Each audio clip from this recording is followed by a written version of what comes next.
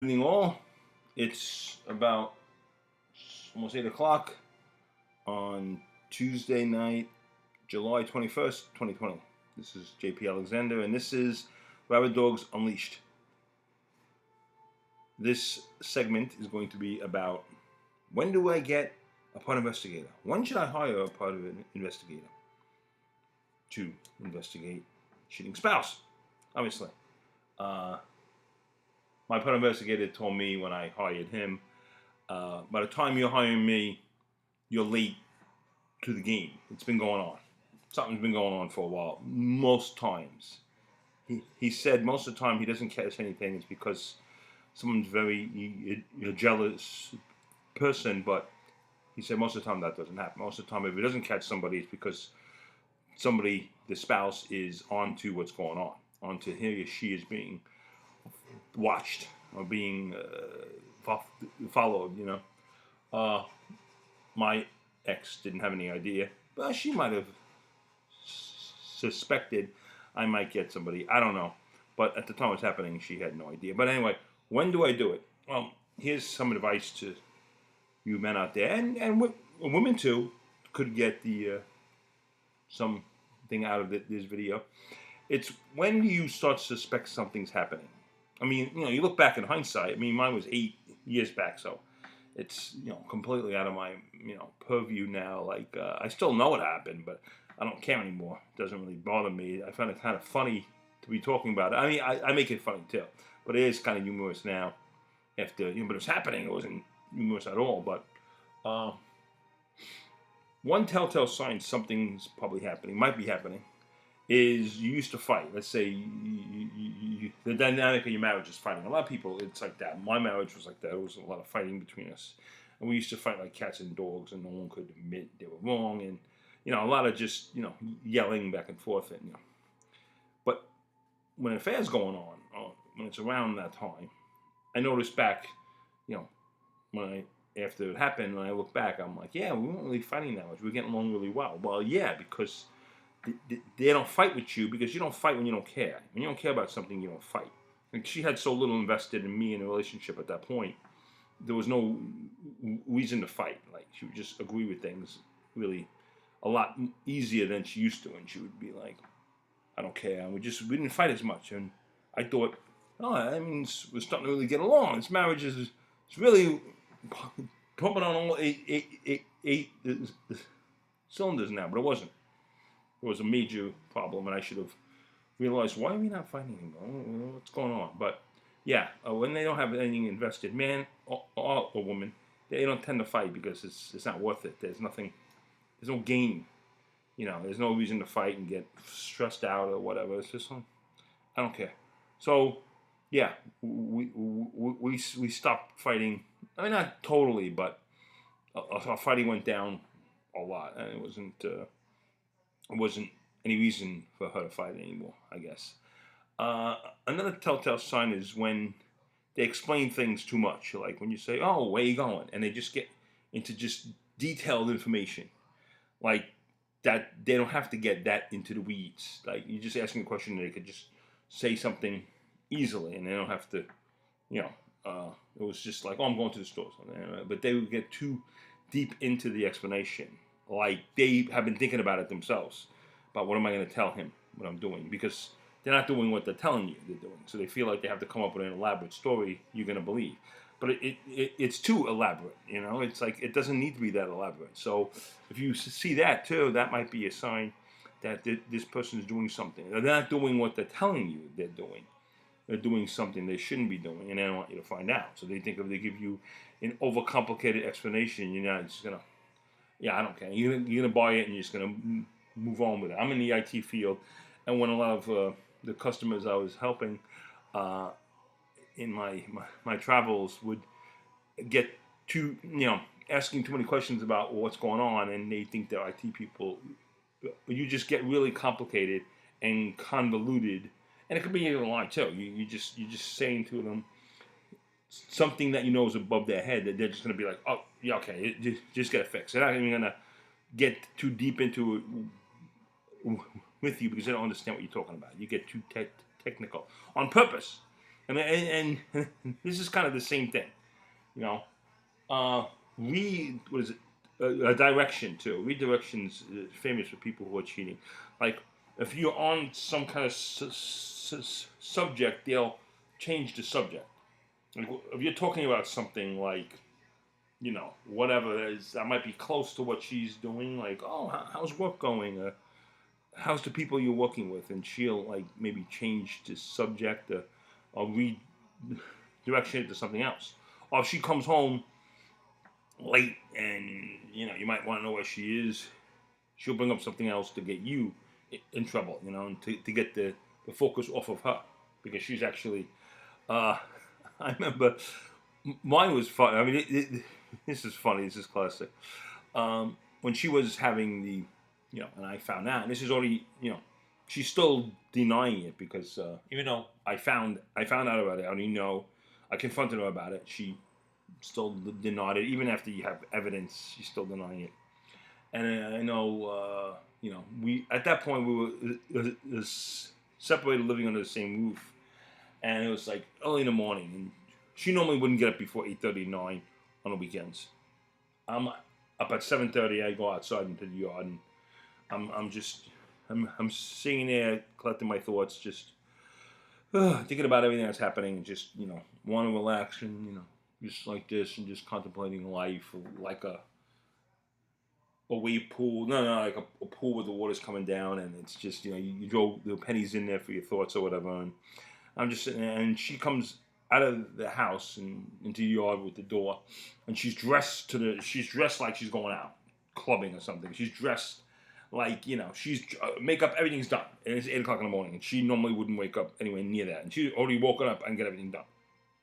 Everything she's ready to go out, and this is a weekend that I was gonna have my daughter. She would say every other weekend you get right, you get to go out all weekend if you want. I don't care.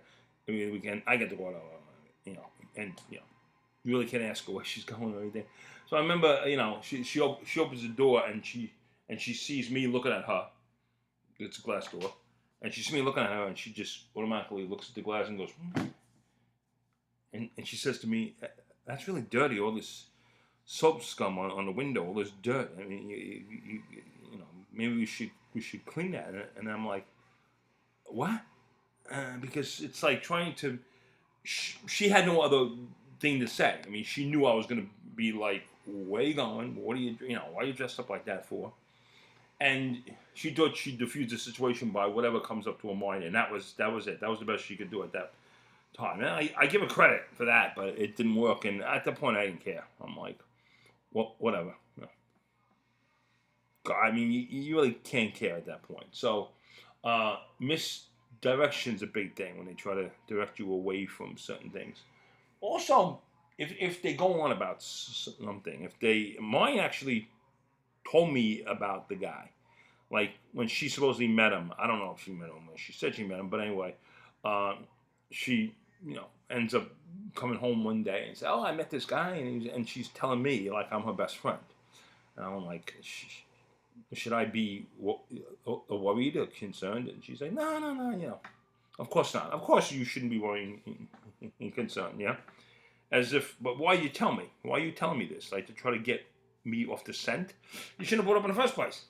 If you really want to get me off the scent, don't even start it up. But it's like you can't help yourself because you are admired by this new person in your life, and you forget. Well, you're talking to your best friend, who your spouse should be, in a lot of cases, and it was, and I was there, and she just couldn't not tell me, and I was really thinking back at it, it was kind of uncomfortable at the time to be. So when all this was going on, I kind of knew I was suspecting stuff because things were coming out all of a sudden, and when I talked to her about things, she would seem disconnected. And at this point, I already knew, she wanted a separation, and she said, "There's no other guy." Now, you don't just bring up a separation out of the blue unless, well, it's possible, but a lot of times there's somebody else involved. Why you want to bring up a separation? You want to try this new relationship, and if it works out, then you bring up the big D word, divorce. But until then, you're not sure where this is going to go. It just might be a guy you like hanging out with, and then if you start dating him, it might go for a few weeks, and you might realize, nah, it's not worth ruining my marriage for this guy in the long run. So you kind of want to have a test run, a trial run, which unfortunately that's not life. That shouldn't work like that. But so I was aware of that, and I don't know, things were happening fast, and it was like, let's get out of the house. I want a separation. I want to not be living with you anymore, and all this other stuff. So I went to a lawyer, and it's like $300 for an hour, a consultation. So I, called a lawyer, went at lunchtime for an hour, talked to her, and after I was done explaining everything that has happened, why, I thought our marriage is probably crumbling right before my eyes, and that I might need her assistance, her legal advice, or before I hired her full time, I did this consultation, and she listened to me, and she said, "Yeah, you are having an affair," and I said, "Wow, I'm not sure about that." She said she wasn't. It's possible she's not, and she goes, "It's possible I'm wrong, but I'm not wrong. I've been doing this 25 years, 26, 20, whatever, how long she said she was doing it, 27 years or something." And she said, "No, I'm not wrong. I'm right. She's having an affair." And then the following weekend, that was like a Tuesday, and I think that weekend I was going away with my daughter. My wife was supposed to come at the time, and then she, a few days earlier said, "I'm not going to be going with you. We're separating. There's no reason for me to go to visit your parents in New York. So you go with your daughter, our daughter." And I was like, "Okay." So I told the lawyer that, and the lawyer goes, "Well, you want to make sure, get yourself a private investigator for the week you're gone, just the whole week. Just pay him whatever it takes. He'll find it. Believe me, I'll guarantee it." And yeah, it was the best money I ever spent. Not the lawyer, the private investigator. The lawyer was way more money. The private investigator found out if you're in no fault state like New York or California, that probably doesn't really matter. Even if you find everything. A friend of mine heard that I had a private investigator, and he hired one in New York, and he just wanted it for his own peace of mind. And it's a good thing, because as soon as he found out, he confronted her, and she basically left that day, and it was like left that moment, that minute, and it was like that was the end of the marriage right there. As soon as he found out, the first day the private investigator is going to follow his wife, she goes to the boyfriend's house. So yeah, but in New York that didn't really matter. He didn't bring that to court because it didn't really matter anyway. It's a no fault state. Where like Virginia at the time, I think it was still a fault state. You can bring that into court, and I had evidence, And again, it wasn't cheap, but definitely worth the money. I think the private investigator. But the private investigator was a great guy. He was saying to me things that I didn't need to hear, like, "You're late to this game. This has been going on." And he was like, "If you think you caught them the first time, no, you caught them when that's been going on for a little while." He goes, "What happens is they get sloppy and they start making mistakes, and you can really get them at that point." So these things I'm helping you with, and I hope you do the right thing too. And if you're suspecting something, get the private investigator. The private investigator is great. They put, especially if, like my ex was driving a car that was in both of our names. So I when I left to go up to New York, even the day before I had the car she was going to drive for that week. I said, my car's got something wrong with the front end. Do you mind if I take your car, and you could have my car for the week? She's like, "Okay." So I had, when I was in the train station, when I went to work, the private investigator put a device on the car. So when I got home that night, he's like, "Yeah." I called him up, and he said, "Yeah, your car's in your driveway now. I just followed you from the train station there." I put it on, during when there's no trains running, and I just saw your car. You told me license plate. You know what kind of car it is. I went underneath, put the device, no problem.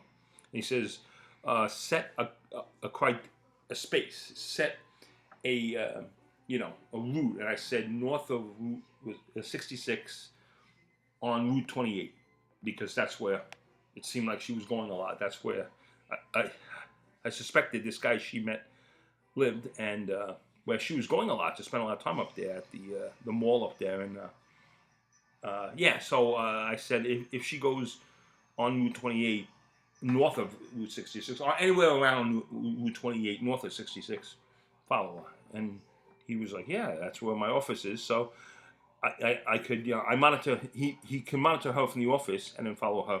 And it does. And talking about this now seems really sneaky, but that's what they do. That's what they get paid. I mean, they also get paid for insurance scams, but he says a lot of his clients are exactly this: men and women hiring him to try to find out. Because a lot of times divorce is a big industry, $1 billion industry. What these people are getting divorce settlements and everything. And if you could get some kind of le- leverage during a divorce, isn't that the greatest thing? So yeah, and I just wanted to know what was going on so I could plan ahead because you know the way that was going, if I didn't do that or anything, if I was just going to be separated. We were going to get separate apartments. We were going to rent out a house, and I was not going to know what was going on, and I was just going to be in the dark. And suddenly she might say, "I want a divorce," and then I'd have to give her a good amount of money, and it would just be hopefully in a good easy divorce, but it wouldn't be because I'd be like, well, what happened? I don't want a divorce. You want the divorce. So just to kind of save a lot of that, I wanted to know what was going on, so I have some ammo. I mean, this is basically stocking up before the divorce. I knew probably what the divorce probably would eventually happen. I mean, I'm not going to sit. I mean, I'm not going to sit around in limbo while she's trying out an affair to make sure it's going to work, with me paying for the affair, pretty much. So yeah, so that's why I got the plan, and that's why I think you should get if you're thinking about this, if you are suspecting this right now, get a private investigator, or go to the lawyer, and the lawyer's going to tell you the same thing. Get a private investigator, and get some dirt, and that might save you a few bucks. Mine did. I mean, I still pay child support, but I end up getting out of any kind of alimony because I was going to bring that on to court, and her boyfriend didn't want to go to court with that. He didn't want to have to go to court, and he'd have to. So he said, make it go away, and that was the only way to make it go away. I made a deal with her. I said, if you agreed to no alimony, I'll dump the. I won't bring you to court. I won't bring it up in court. I won't even go to court. We'll just settle this, as easy as we could. And we ended up. I mean, it took 2 years from. Well, I mean, we sold the finances before we signed the papers. It was a good 2 years before we actually divorced. And I think all that did was just, as soon as we got legally divorced, she went and married that guy. I think she felt like she might have to. I don't know. But then he had to file a prenup, and he didn't give her any money when she eventually left him. So, which, believe it or not, does not make me feel good because she has our daughter, and I mean, yeah, I still kind of feel a bit bad for her in a lot of ways. I mean, but when it's divorce, it's going to be ugly. People are going to be fighting. I mean, you forget who you are, and you forget who the person is, and they forget who you are, and they forget what's going on, and it's almost like we basically admitted recently to each other. It's been 8 years that we were getting bad advice from others on what to do. And let me tell you this too: the lawyers are in it for the long haul. They're in it for as much money as they can. If they have to create as much friction between you and your spouse as much as they can to kind of get the bills up. Because if you're going back and forth, I mean, they're going to claim a ridiculous thing, and they're going to want a ridiculous amount of money, and you're going to come back and say no. And every single time they pick up they get on the keyboard to type a letter that's costing you money, and it's it ain't good. And if you get a good divorce lawyer, it's like $1,000 an hour. You get an average one, maybe $300 and something, $400 an hour. If you get a crappy one, well, then that's going to show when it comes down to court. My lawyer's going in there, she's pulling this cart with like papers on it. I'm like, well, where's all those papers? I mean, you actually have a paper box of like 1,000. I'm just like, I mean, I swore it was like just empty, blank sheets of paper she put in there, make it seem like she had more than she did. I don't know, but she didn't have to use any of that. And total, the divorce was like $43,000. That's what I paid. Now I don't know what my ex paid. So if my ex paid 30, let's say she paid 30 to her. I don't know. I mean, you're talking something close to $80,000 for us on divorce. Some people pay way more than that to save, and what I save. And probably not a lot in the long run, and but it's an ugly time. And all I could say is that you got to do the right thing for yourself at that point. Your spouse is not your best friend anymore. That's done. That ship has sailed. If there is something going on, and I wish you all luck if there is. And just say, hey, JP was right. He gave me some good advice, and I'm just here to help. So you don't have to go through. Maybe it'll be easier on you than it was on me. So anyway, with that said, thank you for tuning in, and I'll catch you later.